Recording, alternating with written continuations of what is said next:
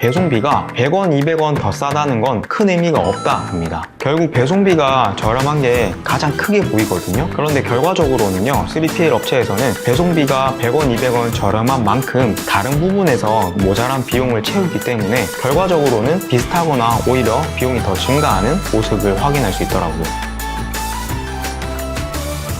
배송대행지라는 건 결국 중국 안에 있는 창고거든요. 중국에서 한국으로 배를 타고 건너오게 되면 한국 창고로 도착을 하게 돼요. 그곳을 저희는 3자 물류 대행회사라고 하는데 3PL이라고 저희가 보통 부르거든요. 3PL을 고를 때도 몇 가지 팁들이 존재해요. 저는 이 3PL을 잘 고르는 게 정말 중요하다고 생각합니다. 첫 번째, 마감 물류 시간. 대부분 셀러들은요, 오후 1시, 2시 정도에 마감을 하게 되는데 그 3PL에서 물류 택배 마감 시간이 4시 이렇게 늦어지게 되면 저희는 고객의 주문을 하나라도 더 당일 배송이 가능하거든요. 늦게 마감하는 게 되게 중요해요. 그래서 이런 것들을 고르시는 게 첫 번째 팁이고요. 두 번째는 토요일이 가끔 격주로라도 가동을 하는지 꼭 체크를 해보셔야 돼요. 왜냐면 대부분 3PL들은 월요일 날이 되게 바쁘거든요. 주말에 주문을 한꺼번에 처리해야 되기 때문에 토요일에 3PL이 일을 하고 있다는 얘기는 월요일에 쳐낼 물량이 너무 많아서 토요일도 나와서 일을 하고 있다는 증거예요. 그러면 이 업체는 되게 잘 돌아가고 있거나 규모가 조금 있을 확률이 높다는 거죠. 그리고 가끔 저희도 주말에 고객들 CS로 인해서 긴급하게 대응해야 될 일들이 발생하기도 하거든요. 그렇기 때문에 꼭 주말에 가끔씩이라도 운영을 하는지 한번 여쭤보시면 되게 도움이 됩니다. 세 번째인데요, 대응 역량, 즉 소통하는 부분이 여기도 되게 중요해요. 저희가 수입을 할 때 물건이 예를 들어 내일 도착한다라고 예정이 되어 있는데 물류라는 게 날씨에 따라서 나라 조건에 따라서도 갑자기 하루 이틀 지연이 될 수도 있고 통관 상황에 따라서도 며칠씩 지연이 될 수 있거든요. 그런데 그렇게 며칠씩 지연이 돼버리면 저희가 판매하는 매출에 바로 직격타의 영향을 받게 되는 거죠. 그래서 매출이 급감하는 부분을 방지하기 위해서 이 3PL과 소통이 잘 돼야 되고 저희가 하루 정도 늦게 물류가 수입된다면 일정이 다 꼬이게 된단 말이죠. 이 3PL에서 대응만 빨리 해준다면 저희는 하루라도 매출 손실을 줄일 수 있게 되는 거죠. 그리고 네 번째는요, 보관 방식이에요. 저희가 파레트라고 부르는 가로 세로 1.1m씩 되어 있는 파레트라는 게 있어요. 지게차로 이렇게 떠서 할 수 있는 건데 거기다가 물건을 적재하는데요, 저희가 상품 개수가 많으면 파레트 수가 당연히 많아지거든요. 그런데 제가 물류 창고를 몇 번 이용해 봤는데 어떤 물류 창고는, 그러니까 3PL을 얘기하는 거예요. 물류 창고는 자기네들이 사용하기 편하기 위해서 제품마다 파레트를 나누는 거예요. 그러니까 한 파레트에 사실 되게 높이 쌓을 수 있는데도 불구하고 자기네들이 분류하기 좋게끔 A, B, C라는 물건이 각각 있어요. 근데 A는 1개, B는 10개, C는 100개 이렇게 있으면 A, B라는 상품은 한 파레트에 묶어서 보관하는 게 사실 저희는 훨씬 유리하거든요. 근데 어떤 업체는 본인들이 편리하게 쓰기 위해서 A, B, C 각각의 물건을 파레트로 3개로 나눠서 보관을 한다는 거죠. 근데 이 3PL은 보관료를 파레트당으로 받거든요. 그래서 이렇게 파레트를 꽉꽉 채워서 보관을 해주는 업체를 꼭 찾으셔야 돼요. 다섯 번째는요, 각각의 서비스들마다 비용을 청구하는 방식인데요, 저희는 기계류가 대부분 취급하는 제품 중에 하나인데 기계류는 작동 검수라는 걸 해야 돼요. 한국으로 수입이 되고 나면 220V 전원을 꼽았을 때 정상적으로 작동이 되는지 체크를 해야 된단 말이죠. 이런 것들도 각각 3PL에서는 작동 검수 비용을 받는 곳들이 있어요. 저희가 사용하는 곳은 지금 작동 검수 비용을 받진 않아요. 그래서 이렇게 어떤 서비스를 무상으로 해줄 수 있냐, 이런 것들도 꼭 체크해 보시면 좋고, 특히 고객에게 배송이 됐던 제품들이 반품되는 경우도 있잖아요. 그렇게 반품되는 상품들 중에서는 뜯지 않은 제품들은 다시 양품화를 시킬 수가 있어요. 정상적인 제품을 만드는 걸 양품화라고 하는데 그렇게 양품화를 만드는 비용을 별도로 청구하는 것도 있거든요. 제가 사용하고 있는 곳은 지금은 그렇지 않아요. 저는 지금 3PL 추천을 해드리려고 하는 게 아니라 이런 3PL을 찾아라 라고 꼭 말씀드리고 싶어요. 그 다음 여섯 번째는요, 제가 작년에 사용했던 3PL 업체에서는요, 저희한테 브리핑할 때 되게 새 건물에서 본인들의 물류 창고가 시설이 좋고 컨디션이 좋게 보관된다 해서 제가 가격도 괜찮아서 물류 창고를 한번 그쪽을 사용한 적이 있었는데 제가 사용하고 한 1년 정도 뒤에 그 물류 창고를 처음 가봤거든요. 저는 여기 지방에 있다 보니까 경기도 쪽으로 사실 잘 갈 일이 없어요. 그런데 1년 만에 가봤더니 물류 창고가 큰 게 메인 동이 하나 있고 뒤에 30년이 된 건물이 2동이 더 있는 거예요. 그런데 저희 물건은 개수가 적다고 거기 뒤에 있는 노후화된 건물에 보관하고 있더라고요. 거예요. 되게 화를 냈어요. 왜 이렇게 보관을 하고 있냐. 그랬더니 하시는 말씀이 당연히 앞쪽에는 자주 나가고 많이 나가는 물건들, 재고가 많은 것들 먼저 우선적으로 배치하다 보니까 저희는 물량이 많지 않아서 뒤로 가게 됐다. 그렇게 말씀하시는데 너무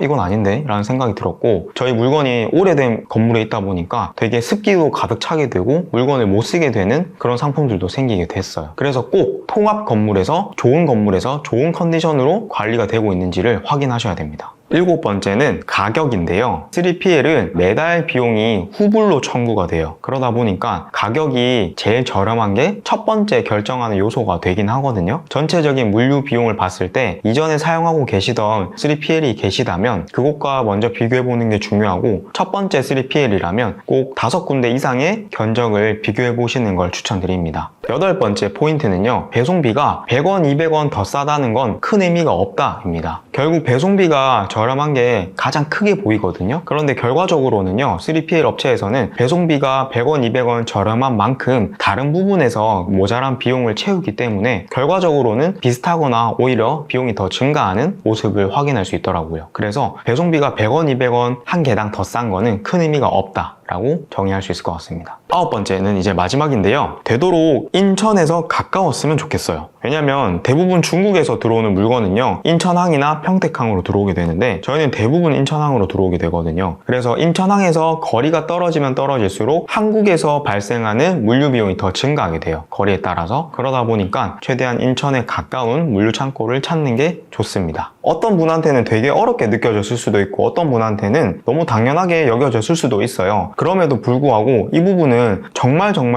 몇 번을 강조해도 부족하지 않을 만큼 중요한 부분이거든요. 그래서 이렇게 장황하게 설명했으니까 이해가 안 되시는 분들은 다시 한 번 더 돌려보셨으면 좋겠고요. 궁금하신 부분이 더 있다면 댓글로 달아주시면 제가 성실히 답변해 드리겠습니다. 더 좋은 내용으로 다음 영상에서 뵙겠습니다. 감사합니다.